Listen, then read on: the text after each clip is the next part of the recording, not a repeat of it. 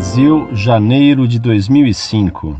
O leitor envia para nossa análise um artigo intitulado Dominando Jesus e Aposentando o Espírito, do monge beneditino Marcelo Barros, teólogo e escritor. Diz o texto: é difícil compreender que neste ano do jubileu, em contradição com todo o trabalho que o Papa João Paulo II está fazendo para a unidade das igrejas cristãs e a aproximação entre as religiões, alguém de Roma possa escrever e divulgar um documento, Dominus Jesus, com declarações e afirmações tão infelizes, tanto no plano espiritual e humano como doutrinal. Em primeiro lugar, a declaração parte da preocupação missionária. Jesus mandou pregar o evangelho a todas as criaturas.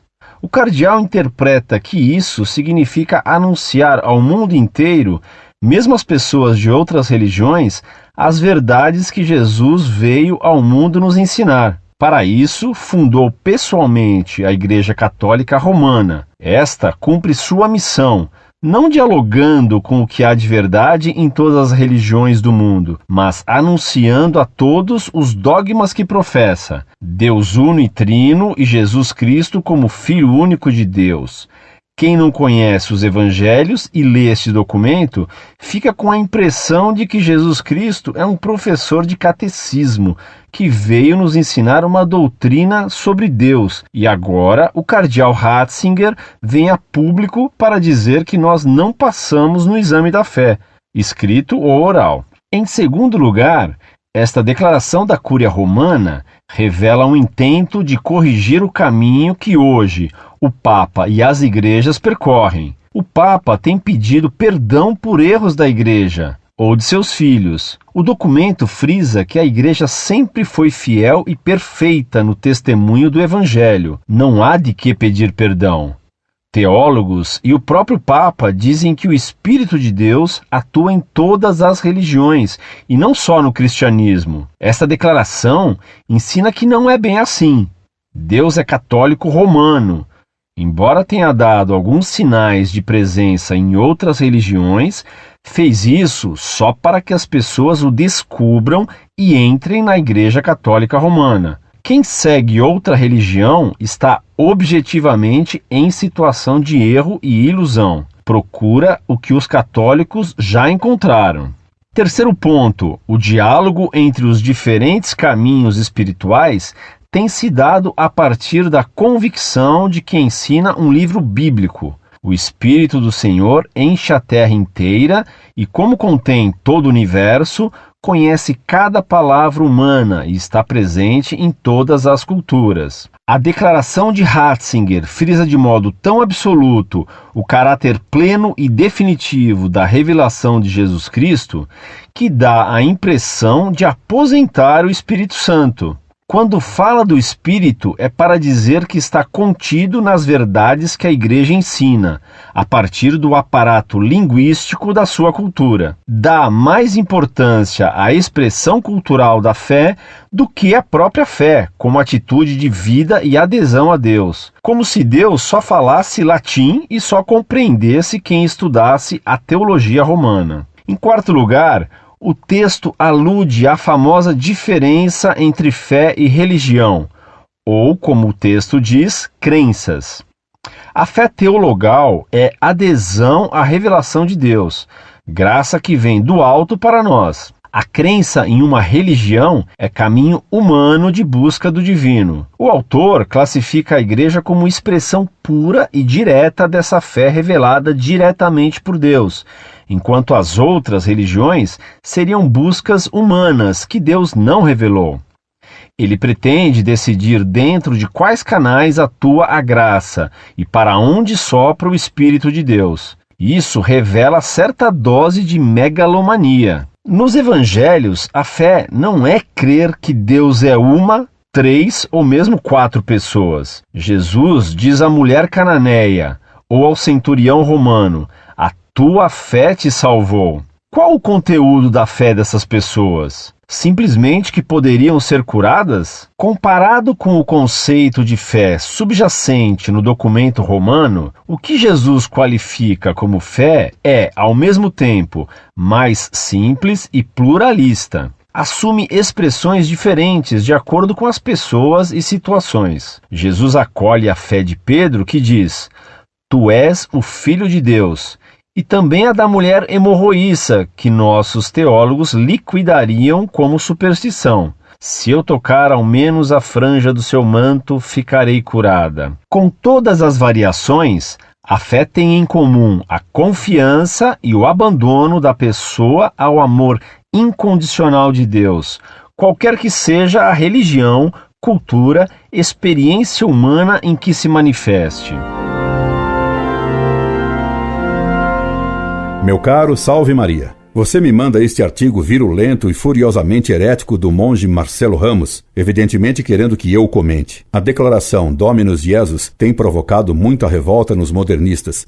Alguns que mantinham velada a sua mentalidade herética, agora a expelem com fúria vulcânica. Este é um efeito secundário excelente causado pelo novo documento do magistério romano: lancetar o tumor modernista para que o pus da heresia saia do organismo eclesiástico. É o que nos veio à mente ao ler o artigo furibundamente modernista do monge beneditino Marcelo Barros, que se apresenta como teólogo e escritor, que você me enviou. O artigo se intitula Dominando Jesus e Aposentando o Espírito. O dito monge inicia sua diatribe contra a Dominus Jesus, considerando que ela contraria tudo que o Papa João Paulo II tem feito pelo ecumenismo. É difícil compreender que neste ano de jubileu, em contradição com todo o trabalho que o Papa João Paulo II está fazendo para a unidade das igrejas cristãs e a aproximação entre as religiões, alguém de Roma possa escrever e divulgar um documento, Dominus Jesus, com declarações e afirmações tão infelizes, tanto no plano espiritual e humano,